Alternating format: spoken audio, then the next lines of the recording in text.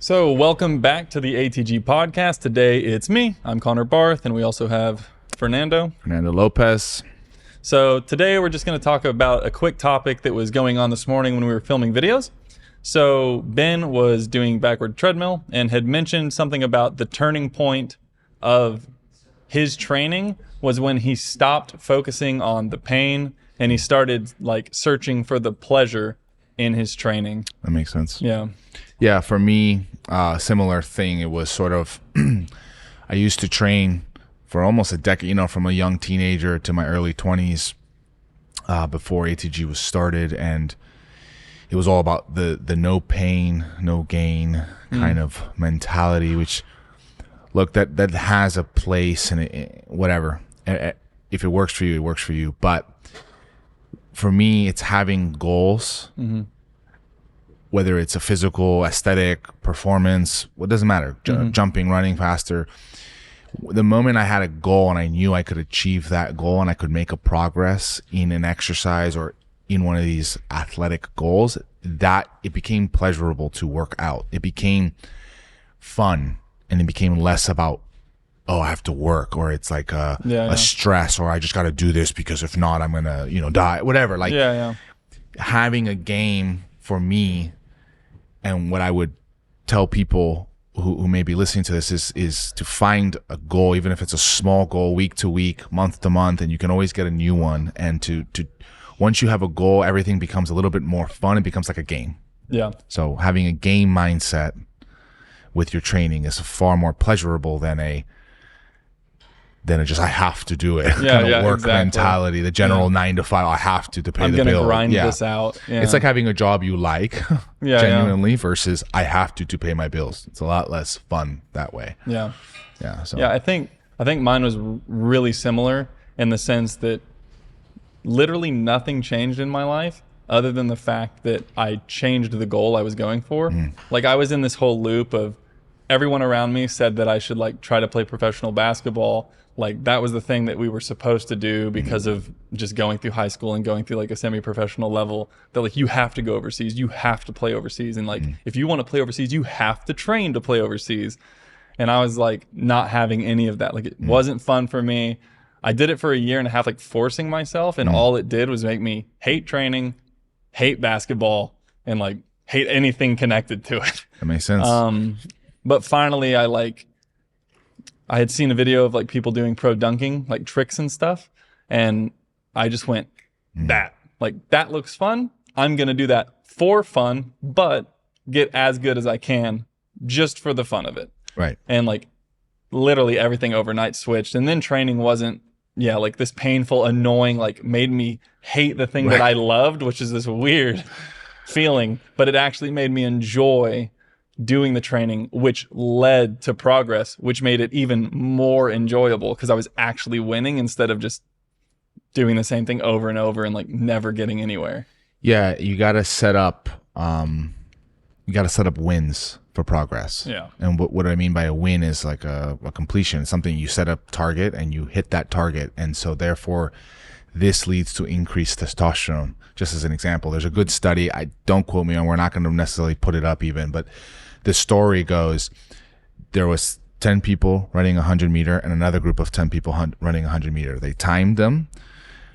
They didn't tell them, but one group was running 1 meter less each week after a week of training. And the other one was running 1 meter further every week. So one group was getting slower, they thought, and the other one was getting faster. They tested their hormones pre and post, and the ones that won every week had, I think it was like 40, insanely higher hormones. They were happier in every metric. They were better. And the other one was the opposite. Actually, everything down. Not only that, mind you, they were doing the same training. Yeah. They retested the actual 100 meter at the end together as a group of the 20 people. And all the ones that were losing were all slower than their first test, than the original test. Yeah. And all of the ones that were winning were all faster than their original test. So again, they were having fun. They were winning. Yeah. Winning is fun. So, and winning leads to winning. Correct. So set up have a goal and then set yourself up with wins. Again, it could be a daily thing. It could be a small. It's very easy to think of the losses. Or I have 100 pounds to lose. Or what? Okay, well, I lost. It doesn't even have to. I lost a pound. It could be I showed up to the gym. Yeah. You have to acknowledge the wins. Yeah. And kind of ignore the loss and don't look too far down the road, because then you'll get a little overwhelmed potentially. Like if I want to make $1 million, well, I don't have, you keep checking your bank account, you don't have $1 million, you're going to get depressed pretty quick. Yeah. But hey, I made $1. Wow. It's $1 more. And you just have to build that way. One less dollar to make. Exactly. I think that I used to get caught up a lot in like my long term, like what I was thinking of, and like being like, oh, I'm so far. Like I want a 50-inch vert. I'm at a 36. Yeah, like same. I'm never going to get there. I think it's super important to have like a big long-term goal. And funny enough, I actually think it's kind of important to have one that is almost unachievable, which might sound weird, but because of what you're saying, like set up a win, it's like, okay, look, I want a 55-inch vert. This may never happen. This is actually what I've been telling myself recently, by the way. But I'm like, I want this 55-inch vert. It's never been done.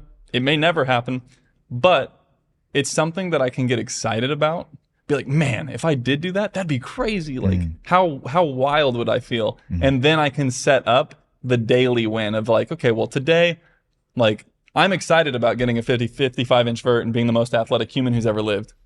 Well, the next step is I need to squat 1 pound heavier today. Yeah, fair. You know? And like, or I need to do, whatever. I need to do my 10 minutes of cardio today before I lift and make sure I do the right weight. Right. And like the long-term goal lets me be excited about the thing that isn't as exciting to me, which is the daily thing. Right. But I know it's connected. So it makes me excited about that.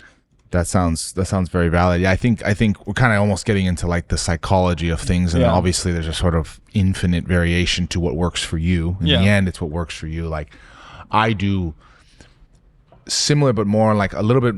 It's like similar in a sense, but kind of the opposite in the sense where I'm like, if I'm squatting 400 right now, my next goal is close. It's 425, and then I just make a new goal. So my thing is I'm constantly making new goals, and I know I will have a new goal. There's no. Yeah. I don't go, okay, I squatted 450 and now I'm done. None. Then it's 475. Like I make them super like that. So in the end, it's the same concept, because mine's never ending new goals. Yours is you're just setting it there. Yeah. But both and if I work. even got there, I'd do it again. Exactly. So in the end, it's kind of what works for you. That's working for him, setting like a very high goal. Kind of shoot for the stars. You'll land on the moon. Very valid. Mine is a little bit more like, a little bit closer, if you will. I think the fundamental thing there is like at the very beginning talking about like pain versus pleasure.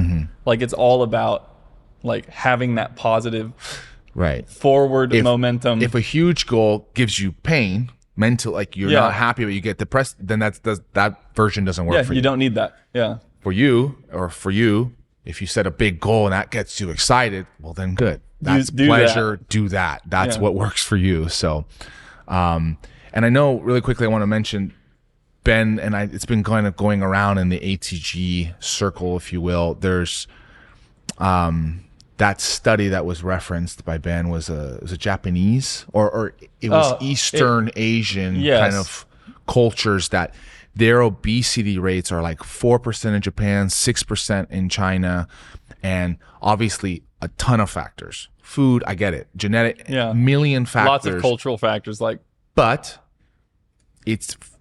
there is an interesting connection that you can at least piques my interest. It's kind of a food for thought, if you will.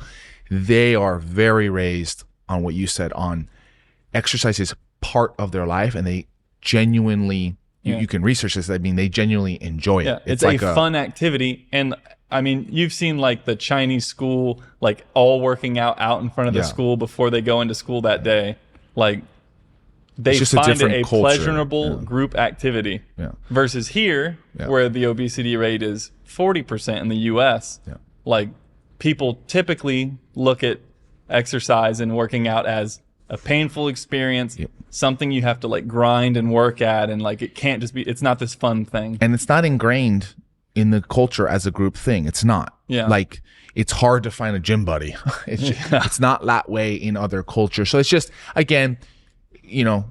correlation is not causation. Got it. But there's it's definitely a food for thought. It's definitely something to look into. Yeah. So that interesting kind of datum was something I know we've been talking about, kind of wanted to share with you guys. So Yeah.